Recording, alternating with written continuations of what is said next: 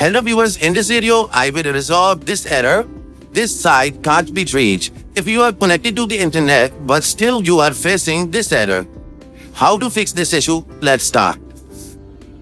Right click on Windows 11 icon and go to Device Manager. On this window, you will find here Network Adapter option. Expand this option. You will find here all internet adapters. We are using wireless, so right click on it and go to Uninstall device.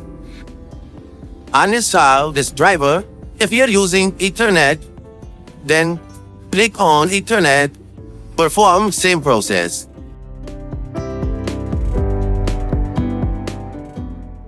After uninstall this driver, now click on this screen icon and scan these drivers. You can see here system automatically scan and reinstall these drivers. Now go into internet connection. We are using Wi-Fi, so click on your SSID and connect the SSID. You can see here we are connected to the internet. Now we are going to check our problem has been resolved or not. You can see here our problem is resolved. Hope so this video will be helpful for you. See you in another video. Goodbye.